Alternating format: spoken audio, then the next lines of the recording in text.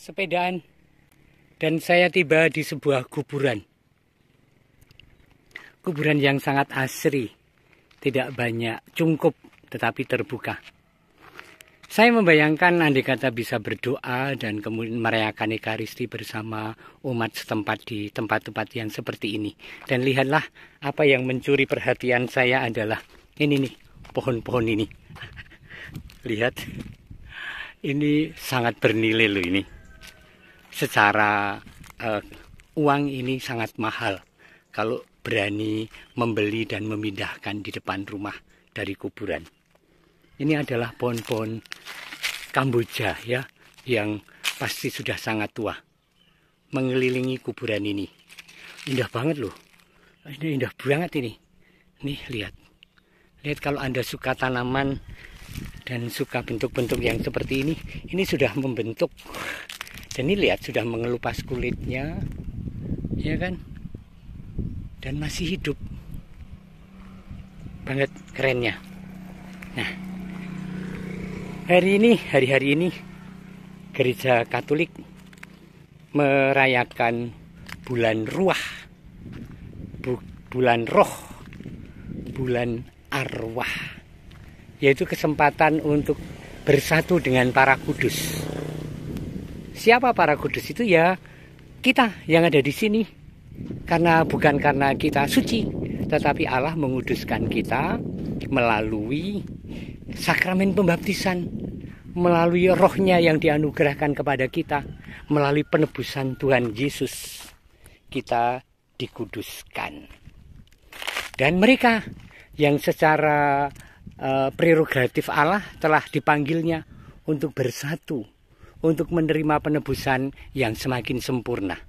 Mereka itu adalah Bapak Ibu kita mungkin, saudara kita, kakak adik kita, sahabat kita, para leluhur kita. Jadi konsep kematian yang diimani oleh gereja bukan konsep pengadilan, tetapi konsep belas kasih. Dan itu yang menggembirakan hidup kita, yang membuat kita juga tidak takut suatu saat dipanggil oleh Tuhan untuk menghadapnya.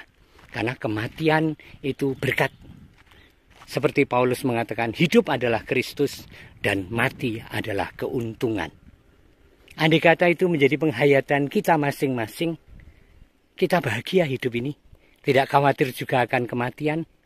Tentu saja kita terus berusaha menghidupi iman supaya berkenan pada Allah yang mencintai kita, yang telah menebus kita dengan darah Sang Putra. Saya agak maju ingin melihat, ini kayaknya nisan yang jauh lebih tua daripada yang lain. Yang lain masih relatif muda, terlihat dari bentuk-bentuk nisannya, dan rupa-rupanya ini leluhur yang jauh lebih tua. Di makam, dalam perbedaan pandangan, iman, dan seterusnya, apa yang perlu kita bangun? Tentu saja respek, hormat, sopan, tata krama ketika ada di makam. Dan mendoakan dan mohon restu dari mereka yang telah mendahului kita. Sebab kita ada dalam persekutuan kudus karena baik iman kepada Tuhan Yesus maupun karena kerahiman Allah bagi mereka yang belum atau tidak mengimani Tuhan Yesus sampai kematiannya. Itu sajiannya atau sajen rupa-rupanya belum terlalu lama wafat. Kalau saya memvideo hal seperti ini, saya ingin bahwa Anda tidak takut. Kita mensyukuri kehidupan, kita juga siap suatu saat dipanggil untuk mati dalam tanda kutip, yaitu bersatu dengan Allah. Kuburan yang sangat indah. Selamat merayakan bulan Roh, bulan Ruah, bulan Arwah di bulan November. Anda pasti sudah nyekar atau membisikkan doa atau mengintensikannya di dalam perayaan-perayaan entah Ekaristi entah doa bersama. Saya mengundang Anda untuk setiap malam doa Koronka Kerahiman Ilahi setiap malam melalui YouTube Agus Suryana Gunadi jam 9:30 malam, dan Anda bisa menuliskan doa yang akan saya doakan dan saya bacakan setiap malamnya melalui WA, WhatsApp. Yuk. Salah satu pepohonan yang baik untuk bahan bangunan rumah atau mebel tentu saja kayu jati seperti yang Anda lihat ini.